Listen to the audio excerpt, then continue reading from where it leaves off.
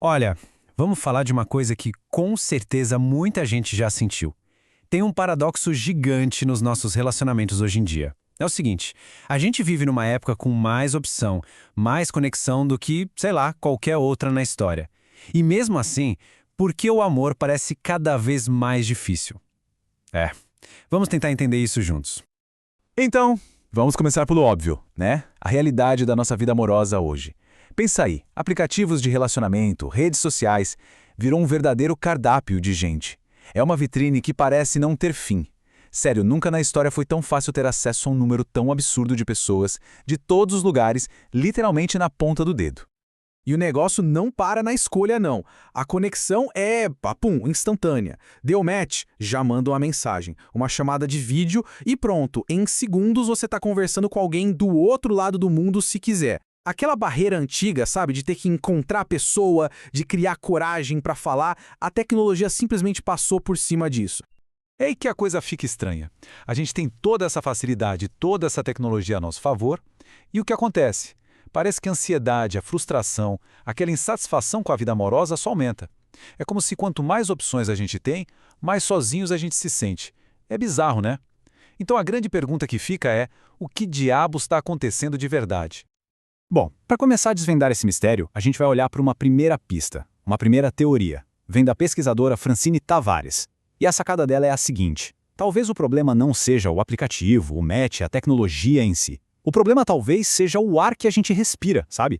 O ambiente de mídia que nos cerca o tempo todo.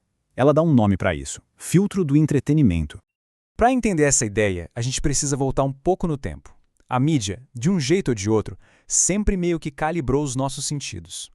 Imagina lá no comecinho do século XX. As cidades crescendo, aquela loucura, barulho, velocidade. Era um choque. E o que apareceu?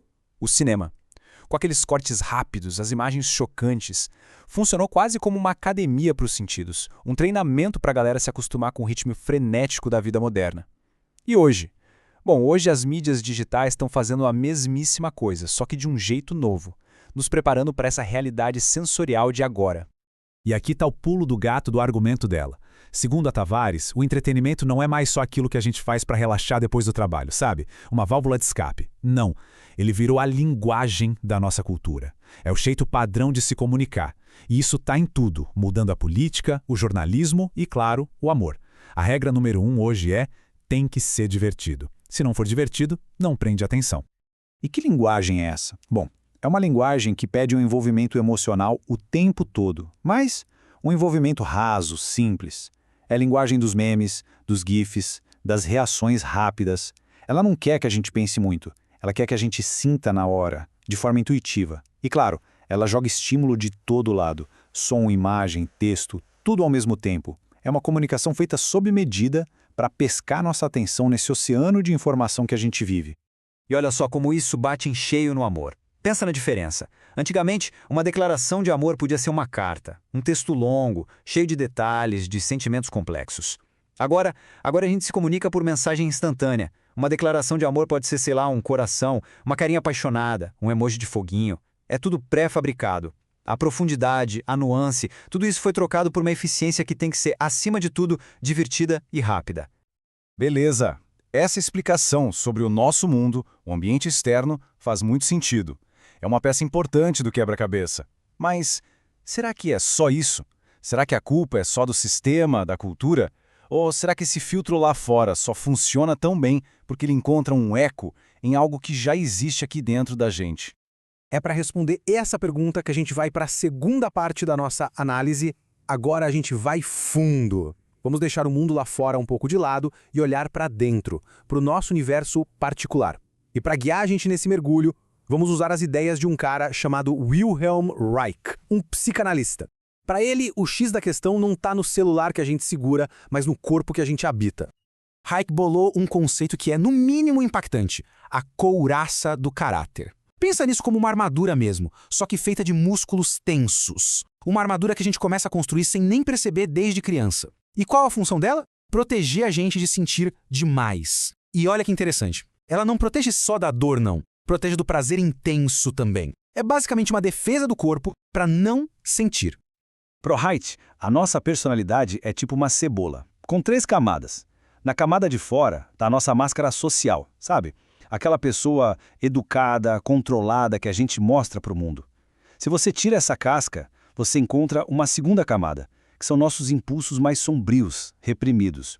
Mas, se você for mais fundo ainda, lá no miolo, no nosso núcleo, está a nossa essência biológica, a nossa capacidade natural de amar, de trabalhar, de conhecer.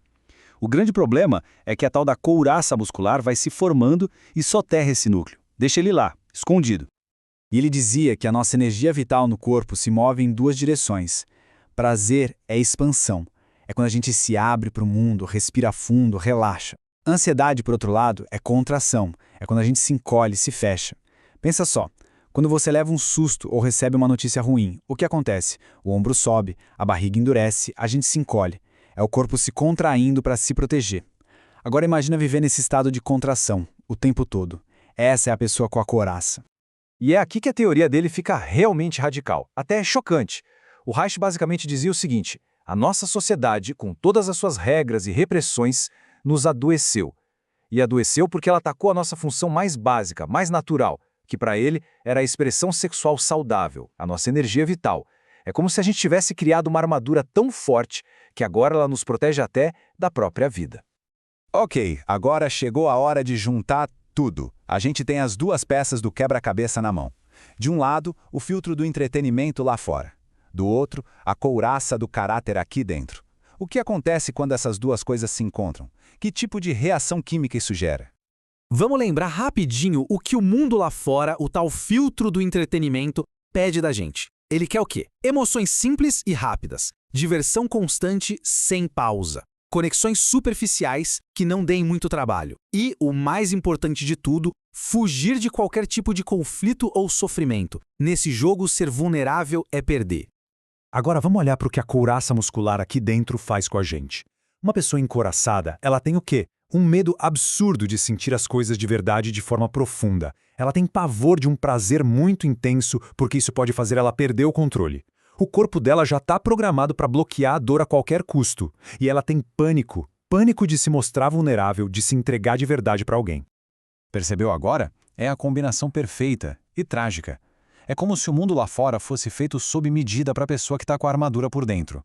O mundo oferece um mar de distrações para quem não aguenta olhar para o próprio vazio. O mundo valoriza a superficialidade para quem morre de medo da profundidade. O mundo promete uma felicidade sem dor para quem tem um corpo treinado para fugir do sofrimento. É um ciclo vicioso. Um alimenta o outro perfeitamente. Então, no fim das contas, que retrato a gente tem do amor hoje em dia? Quando a gente junta essas duas ideias, a imagem que aparece é, para dizer o mínimo, bem desafiadora.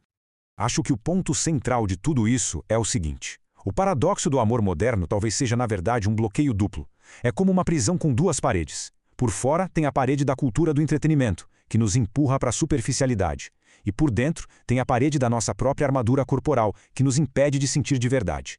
A gente está sendo meio que anestesiado por fora e por dentro ao mesmo tempo. E a gente termina essa análise com uma pergunta que fica no ar para todo mundo pensar. Se a gente vive cercado por esse filtro digital por fora e carregando essa armadura biológica por dentro, o que é, afinal, uma conexão de verdade? No meio dessa confusão toda, qual é a cara e qual é o gosto de um amor que seja autêntico?